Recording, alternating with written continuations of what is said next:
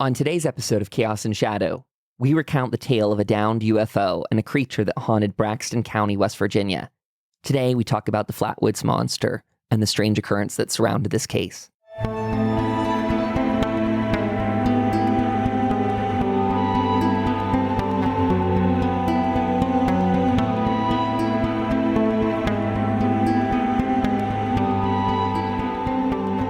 Hello, everybody, and welcome back to a new episode of Chaos and Shadow. My name is Kyle, and I'm joined here by my co-host, Pagan. Pagan, how are you today? I am good. How are you doing? I am doing very well because we are talking the Flatwoods Monster, and this is a case that I am very new to. To set the scene lightly, we're going to do a little housekeeping, but to set the scene lightly, this is a 1950s UFO case where an unidentified object was seen coming down over a farm field. Kids saw it, grabbed their mom, went to investigate, and a whole bunch of mayhem comes out of it. This is a tale that started as a truth and over the years has snowballed into a lot of legend, very similar to how we discussed Indrid Cold. This one has a lot of this case has key players, witnesses, that are still alive to testify to it today. So throughout, we're going to be referencing a small town monster documentary called The Flatwoods Monster Legacy of Fear, which I really enjoyed, highly recommend. Pagan, you got to see that one too, right? 45 minutes. I did. Awesome. It is very, very awesome. I mean, all small town monster stuff is really great, so highly recommend their stuff. Absolutely. This one has some really cool animations to it that I dug. So if you want to, the Flatwoods Monster, that's the other thing I'll say. Check out the vault notes we'll have for this. Check out the Flatwoods Monster in general online. It's got a very distinct shape to it that we're going to go into as well. I think you will want a visual because this one is not your typical case of Greys or other aliens. This one has its own museum dedicated to it, which I love. But before we get into all of that goodness, the housekeeping I mentioned, I want to shout out Zombrie right off the top. Zombrie helped us put together the vault notes for today's episode. She brought together a lot of the research. Pagan took that research, combined it together, and is making wonderful notes out of it that will include photos and further investigation points that you can use to dive deeper into it, including our research. This case does have a couple outcroppings of sightings that we're not going to include in all this, but they're interesting enough to dive into. That being said, Pagan, we also have our volunteer program, which has been a massive success. Again, Zombrie being part of that. So if you're interested, revelatornetwork.com/volunteer. That is also kind of breaking off and splintering off into us creating an ESP group, which we're going to talk about a lot more towards the end. I don't want to belabor the point now. But if you're interested in exploring kind of the astral plane, if you're interested in exploring like higher consciousness, even like we're kind of going both a combination of the mystical and the scientific. I've been really turned on to a lot of these CIA reports and stuff where they paid psychologists a lot of money to dive into these topics. We're going to be using some of those meditation tapes that came out of it and similar things. We got a great group of people. If that at all sounds interesting to you as a participant or an observer, let us know. That is going to get tied in with one of our membership programs up on the website too. So you can submit through the volunteer form. Definitely get into our Gilded, our chatting space where we're planning some movie nights and stuff. That's gilded.gg/RPN. Get ready to get involved. More details at the end. But for now, let's talk about Braxton County and this monster, Pagan. Yes, the Braxton County Monster, as they originally had called it. Indeed. So you might see that flying around online. Our story begins in 1952. It's the evening of September 12th when Ed and Fred May, plus their friend Tommy Hyer, see a large, glowing red-orange flying light across the sky. The light then comes down in the field of their neighbor, Mr. Fisher. This all takes place around 7:15 p.m., so it's a little bit in the evening. September, so it's probably getting dusk outside, having lived around that region. Summer's kind of coming to a close. Seeing something big and fiery shoot across the sky, you're not going to miss this. They run back to the Mays home to find the mom, Kathleen May. After giving her the story, like a true trooper, she decides she's going to join them in this endeavor of finding whatever has crashed. I don't know if you agree or not, Pagan, but that investigative vibe reminds me a lot of what we talked about with the Exeter incident and such up on the northeastern coast of the United States, because that was around New Hampshire, I believe. They were all trying to like spot the thing, hide from it, dive into ditches. It felt very like small town. Well, it sounds very small town monsters, to use the name of our friend's thing. Yeah, it's that vibe of running around chasing a mystery through the woods. I also have to give Kathleen a total wonderful shout out as a mom, because I don't know how many moms, if you went in and told them this story, how many moms would actually grab, the kids and be like, yeah, let's go check it out. Right. Not many. My mother wouldn't. My mother would be like, no, you stay home.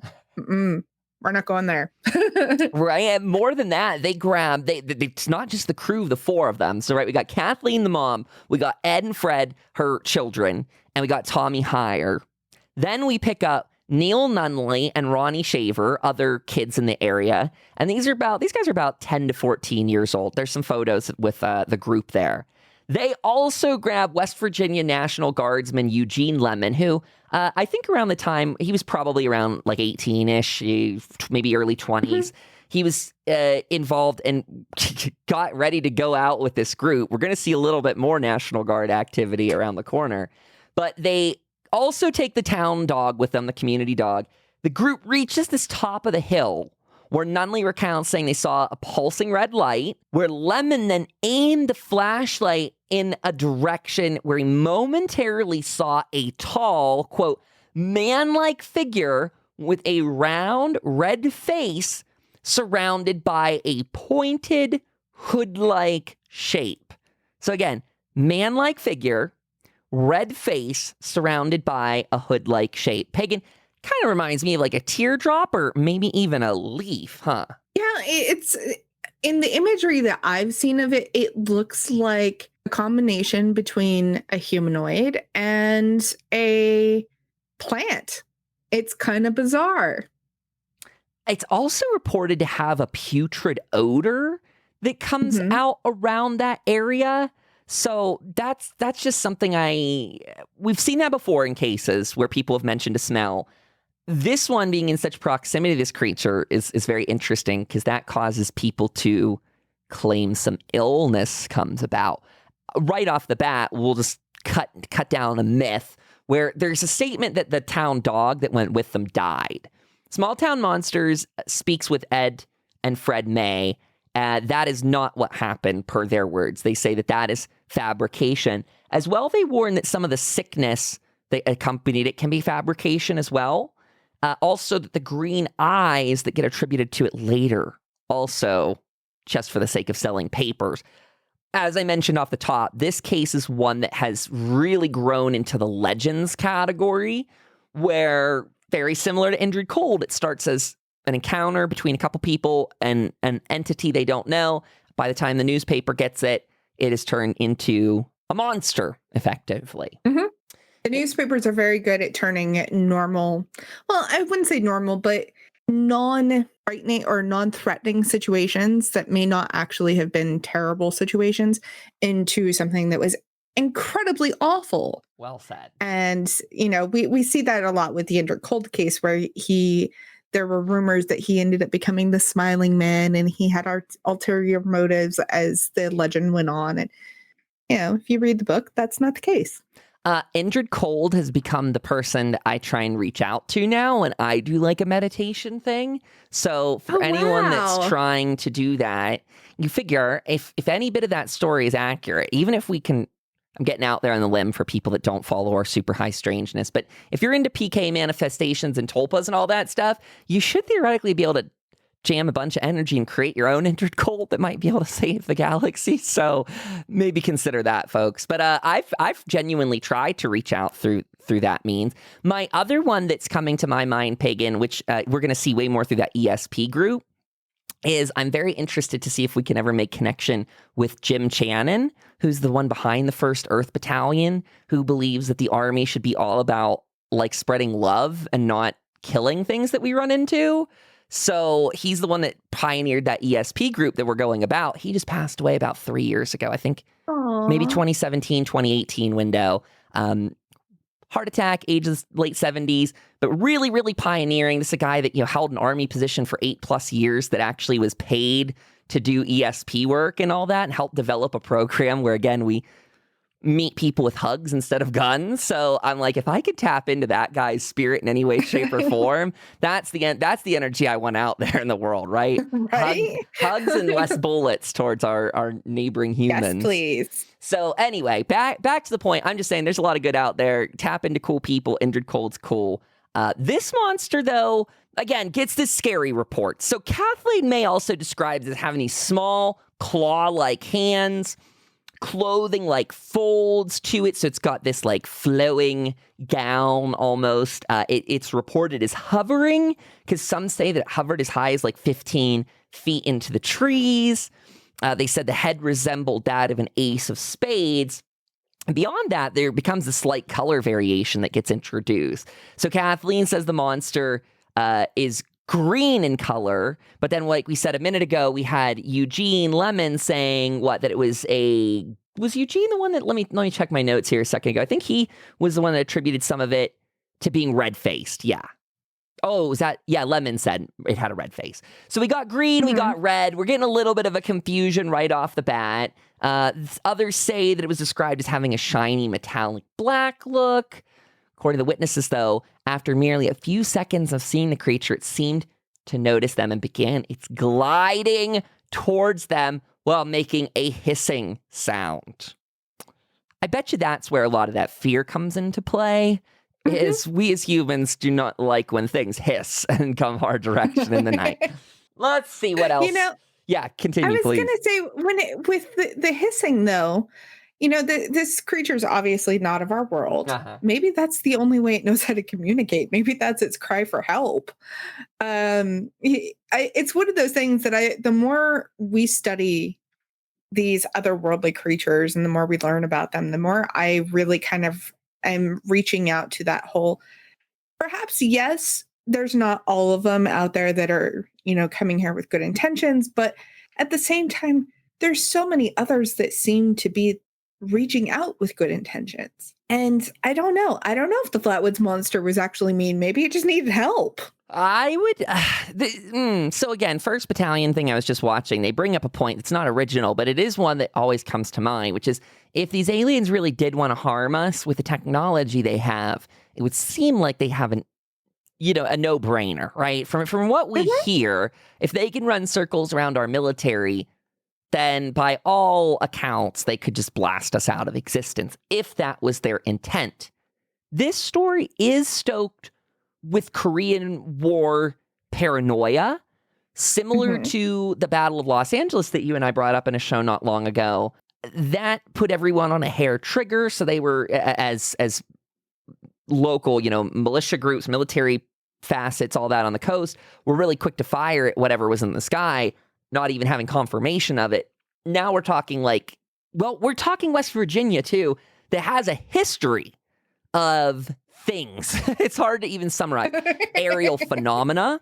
We've talked about that Native Americans apparently, I always worry how much of this gets corrupted in the colonialism lore, but we hear accounts that Native Americans were already shy of the West Virginia area due to curses and things that made that land not super pleasant.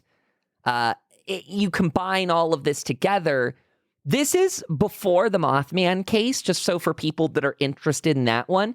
We are not far from Mothman. However, we are, what are we at, 52 right now? And the Silver Bridge is in 67 is the collapse. So we are a little over a decade plus between those events. However, the lights in the sky are happening all the time. That's a phenomenon we still hear about today. It's, yeah. So these people are a bit primed, like I said, between the war and between the creepiness of the local area already. They are primed to maybe believe that whatever's coming down is hostile. As I mentioned briefly, we as humans are also really trained that when things are hissing at us, that's really scary, just by Earth standards. Because even your friendly cat, if your cat's hissing at you, you're probably going to be bleeding in the next couple seconds from experience. Even if you're just trying to say hi and they're pissy. So it makes me wonder. It makes me feel like that in the night would have really set them off. Mm-hmm. And that's very valid, because we also are a fairly young culture as well. So, as far as it comes with animals hissing at us, we freak out. Yep.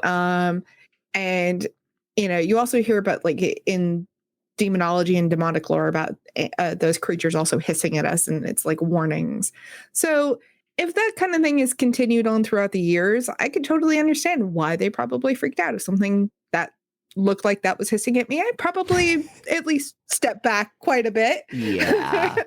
Well, further discrepancies here, too, because when it comes to what all is seen in height, I'm pulling this from the Flatwoods Monster abroad, not just this particular sighting, but the shape of the monster sometimes gets described as that of a heavyset man. Other times gets described as being up to 17 feet tall, per some of the floating stuff. So we see a lot of art on this case, too, obviously interpretations of it. That art has the monster being very, very large in comparison to a person. One of these pieces of art is notoriously famous. We'll get to that in just a second. But one of these pieces of art that set it all off was actually revealed right around Kathleen May and Eugene Lemon. So to close up the night itself, understandably terrified, Eugene Lemon drops his flashlight. The group begins to flee. They smell that pungent mist sort of thing. Several of them had their nausea bouts later. We even have a note in here that says sickness was claimed to be falsified by newspaper sales, but it could have been caused by the smell. So again, that's legend-like. When the area was searched, though, the next night after the group ran home and contacted the police, we're going to have some more details about other sightings the police had that evening, but nothing of significance came to be noted. There was skid marks found and a gummy substance that was never identified. There's also accounts that the National Guard formally was dispatched to go in there with the Air Force the following day, I believe under Captain Levitt, and round up something. I want to dive further into that one in the future, like what specifically happened, but per Small Town Monsters information, per the witnesses in the area, they just say that the Air Force came in, cordoned off an area, was looking for something, and whatever they found or didn't find, they were on their way. Yeah, it's kind of funny though that we talk about this. It really has those X-File vibes. Very much. So anybody who is a X-Files fan, if you ever watch any of the episodes where anything supposedly lands on Earth, the Air Force comes in and they contain it to the best of their ability. And that's kind of how this feels. Exactly how it feels. In a future episode, I would love to dive deeper, or maybe that's something just for the blog in general. I'd love to dive into the reality of a lot of these side claims. So that, again, goes to be a desperate play. If anyone does want to get involved as a volunteer to do some more of this legwork, as we build out the Revelator Network, I'd like us to have a comprehensive database of some of these claims that we could look back at. I find documentaries, articles, all kinds of stuff will say something to the effect of, quote, UFOs had been sighted in the area for decades, end quote. A lot of the time, like we say with West Virginia, there's a lot of truth to that. However, there's also the idea that if we go around saying, oh, decades of claims, and that's all we say, and we don't have meat to that, it always makes me feel a little naked, if you will, because I'm like, but I can't go back and tell you about those claims. I don't have the reports that they were actually real or documented. All I can say is, quote, there were claims. So that's where I say I'd love to get in on that more, Pagan. I don't know about you, but collecting that information, let's do it. It would be great to actually be able to do that. And then, to see how many of those claims overlap with other nearby areas. We saw that in our previous episodes, when we looked at the Northeast, a lot of the claims seem to overlap. And I would really like to see if this area, those claims overlap. if we continue to do this and we continue to find those informations and find all of the reports, that would be super cool. Super, super cool. I have thoughts on how we could do some of this stuff. So again, reach out to us if you want to help, because that would be a large endeavor that cannot be done very quickly, but it would be a really cool long project to get into, and I would be totally amped. Closing out the specifics of this case, though. So we mentioned that there was some Air Force / National Guard activity. The following, like shortly after we talked, the newspaper starts spinning this all up. Eugene Lemon and Kathleen May get invited up to New York to appear on the TV show We the People. It's where the term green-eyed monsters gets introduced, as well as this extraordinarily famous rendition of the monster. Again, check those vault notes for it. We see this starts to fuel the animosity around it, the negative vibes around this monster, the scariness and the hysteria. And there are many perspectives on what or who it may have been.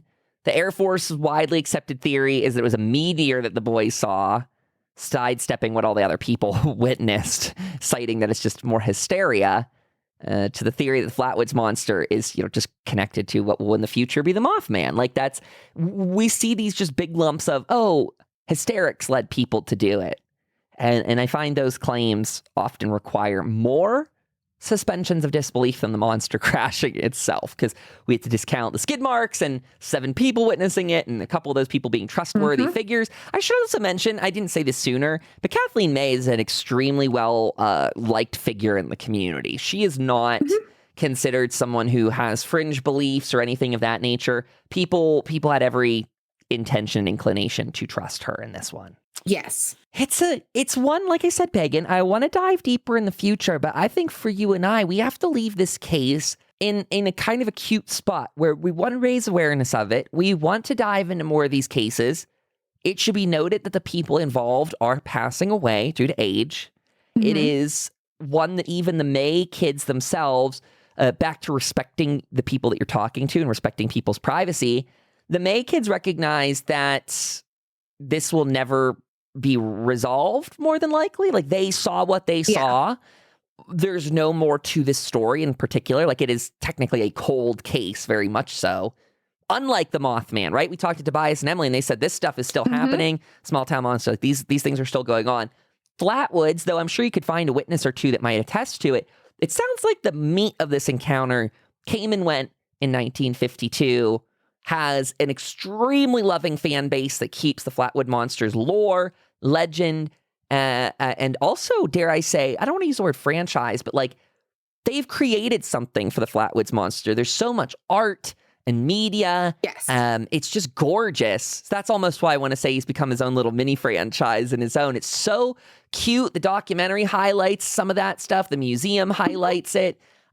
We'll probably highlight a little bit of that here and there. What do you think, Pagan? This was just a heck of a cute case, and I would love to visit this museum someday. I would too. And I love that this kind of now folklore, that's what it's become, has continued to be a point of keeping a community alive. If it probably wasn't for the Flatwoods Monster, this probably itty bitty little town would just kind of have faded into obscurity. And the Flatwoods Monster is what's keeping it alive. It's a tourist destination now because of it. So rock on, Flatwoods Monster, for, showing up, scaring the crap out of some people, and now you have become famous.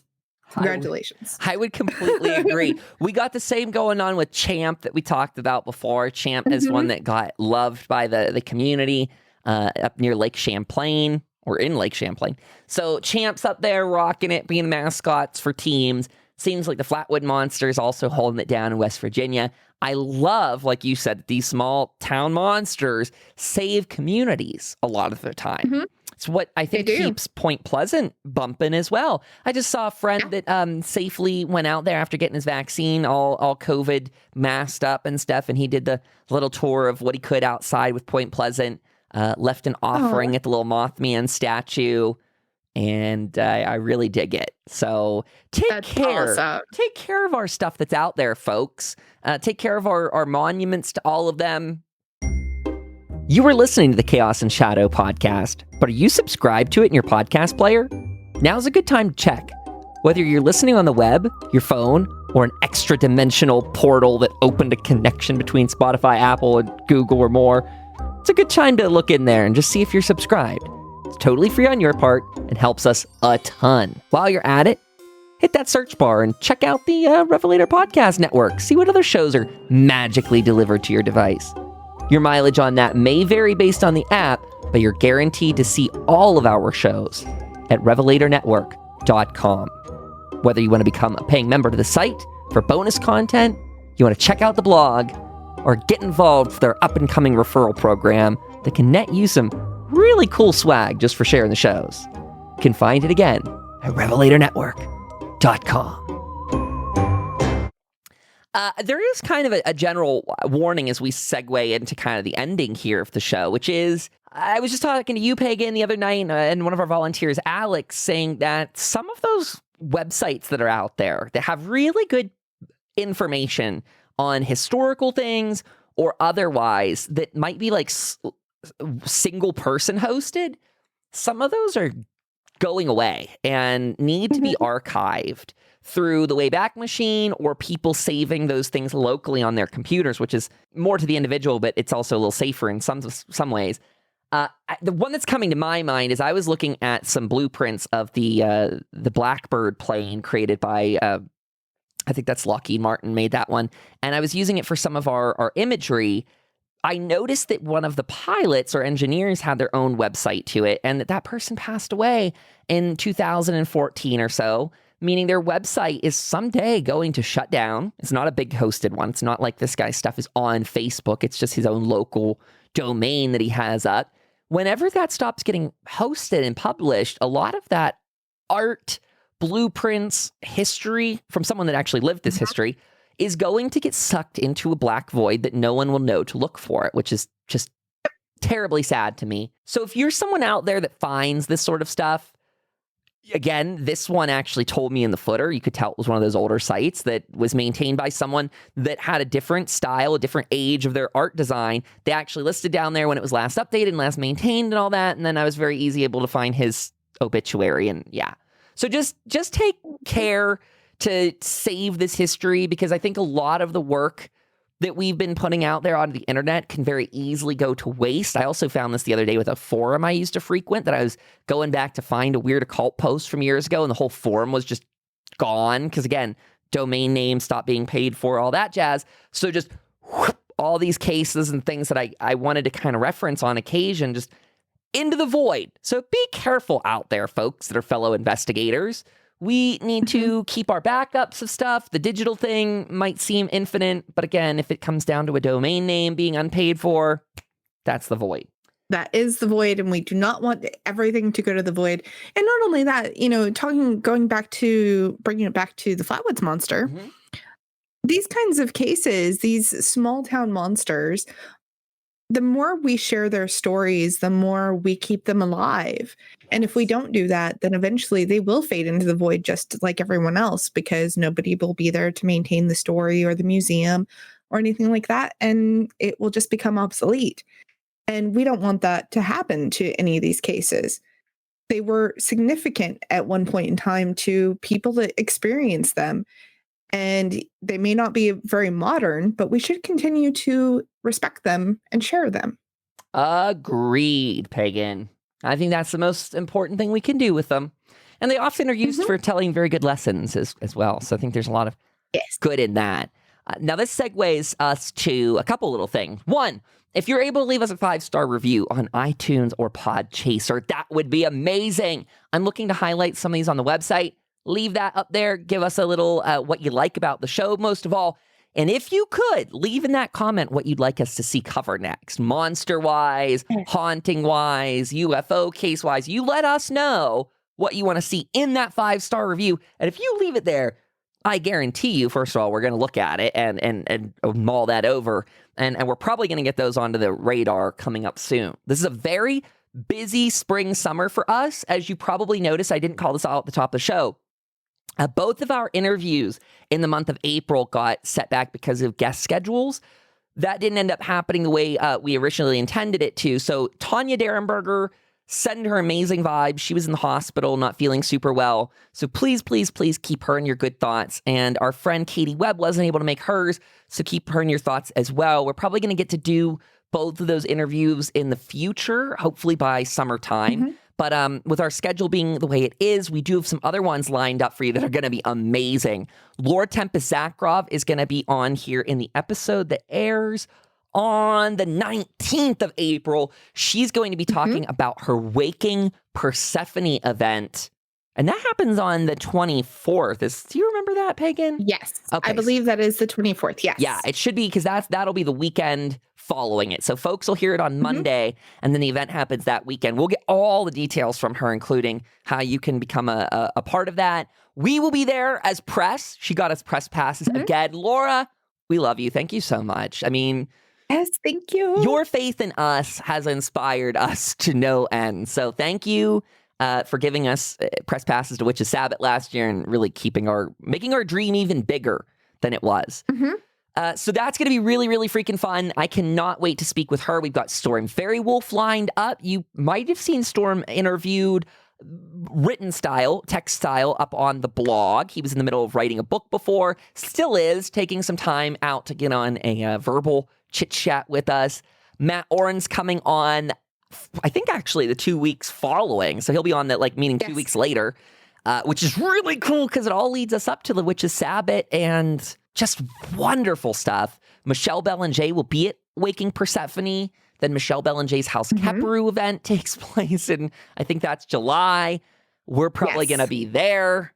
Details coming on that. Are you keeping up, folks? Because I'm barely keeping up. I know, we're barely keeping up. This is why we write everything down. We have a very detailed calendar and all that. We have a lot of people in the wings that you guys are going to get to hear from, and it's going to be amazing. And as we continue to do these events, there's going to be a lot more people, hopefully, waiting in the wings to do interviews with us. So lots. Keep your ear holes open, I guess. Yeah. Blog posters. If you've ever thought about writing for a blog, we're very interested in guest posts. So if you already got a site that's up that you could send us some of your writing, or if you have writing samples in other ways, we're always very interested in that. We've got a couple of those coming from our guest folks, one on the ethics of ghost investigating and one on the Devil's Gate Dam, tied into Jet Propulsion Labs and Jack Parsons, some interesting things that go on over there. And that finally segues me to my very last housekeeping note for today, which is to talk about this lovely ESP group and the membership society we've been building. So we took ourselves off of Patreon. We got ourselves our own website going on. This has been happening for a couple months now. I have seen huge overhauls in the last couple weeks. It has a gorgeous new face to it, the site. The blog area has been updated under the news tab. We've got a lot happening. But more so, we've been focusing on this membership page. First of all, the role of founder, the name, is going to be gone probably this July, because this July is our show's 1 year anniversary. So because our birthday's coming up, we're going to be doing a lot for it. This means your final chance to get that title. If you do not have founder by the time July rolls around, that role will not be re-obtainable, if that makes sense, if that's a word. So make sure to grab it then. There will be other things. We're going to be adding a higher level tier in there. We really love the idea of having advisory folks that see themselves a little bit as investors in this, because we've had some interest in that. I've had that over on Patreon specifically, some people trying to invest through there. So we're going to bring some of those higher level tiers over this way. Our $20 tier is most definitely our most popular with folks. They absolutely love that one. That now has a 2-week trial attached to it. So you get in there and get 2 free weeks of that tier, no cost to you. Really nice, though, because we know blind Patreon subs can feel dangerous at times when you don't know what you're getting. This case, you absolutely see it. You test it. You can get in touch with us, get your roles and things. We'll happily get you sorted. That level's going to be the one that ties in heavily with our ESP program, the 20 and above. Because again, we're looking at getting observers to help us keep notes and records. We're looking for participants in it. We've got a nice chunk of those already. But this is something we want to, this is going to be our member project, if you will. It's kind of how I'm thinking of it, is this ESP group will be a member project where we pull in outsiders that we know and love who are very trusted people in the field, very, very big experts that have done stuff with remote viewing, who've done stuff with energy work. We want to bring them in for some lectures. We want to work in these movie nights that I may or may not have even mentioned yet in here, but we're talking some movie nights. We're really roping it all together. And I'd like to do it where we spend about a month or two working on a specific field and then kind of move over to a new experiment and kind of work with that for a certain amount of time.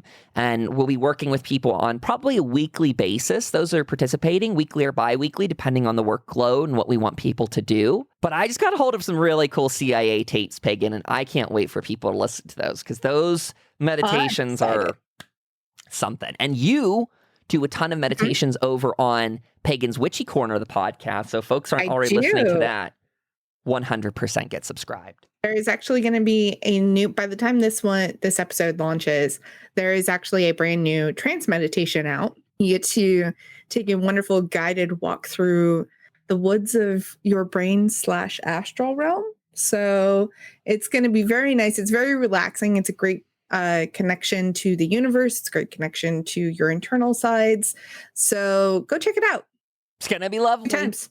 That is amazing. Also, there's beautiful video that I made to go with it on my YouTube. So there, go to the revelatornetwork.com /news, and that is where you will find the blog post to associate with that. And you can go watch that gorgeous video that took me literally like 4 days to make, but it's so beautiful and I'm super proud of it. So heck yes. Please go and support. Please go and get subscribed.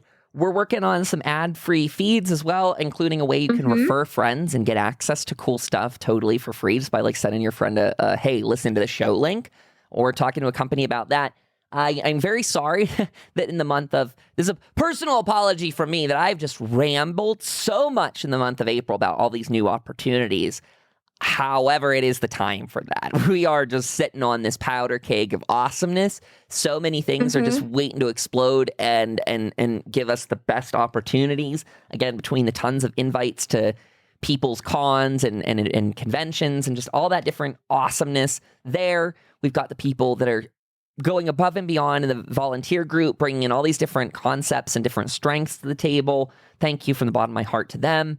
And to you, Pagan, thank you for being here for every episode, bringing your best to the table, because I'm madly in love with what we've been creating, and I cannot wait to have our audience join us more on that. If you want to chat with us directly, our new place is gilded.gg/RPN. Your roles from the membership website stuff sync over. You could join all of our secret groups that are over there. We got the Revelator Investigative Society all set up for our volunteers. We got the psych group set up there to get involved with the ESP. Pagan's got her room set up for her show, as well as my Stellaris one. There's the Valheim show, so if you're gamers, check that out. I haven't been doing too much with the Communist Corner lately because I've been working on all this, but that's in existence and up there. Chaos and Shadow has its room, and that does it for me on this one, Pagan. I'm just going to tell people to go check out those bonus audio episodes that come out for members, because those are up on the site, and there will be a bonus one for this as well. So get listening, everyone. And we'll chat with you very soon. Stay safe out there, folks. Yes. Stay safe, everyone. And we love you all. Have a wonderful week, everybody. Yes. Goodbye, folks. Are you enjoying listening to the Revelator Podcast Network? Support this show and others by going to revelatornetwork.com. We've got 5 shows and growing with Chaos and Shadow, Pagan's Witchy Corner, Kyle's Communist Book Club, Kyle's Valheim Bulletin, and Stellaris Emergency Broadcast. We've got something covered for the occult lovers, the gamers, and soon to be many, many more. Make sure you subscribe to that blog while you're there. Don't miss out on our newsletter if you become a member. We're doing ad-free feeds, bonus audio episodes, member badges, and roles on our exclusive Gilded server. Find everything you need at revelatornetwork.com.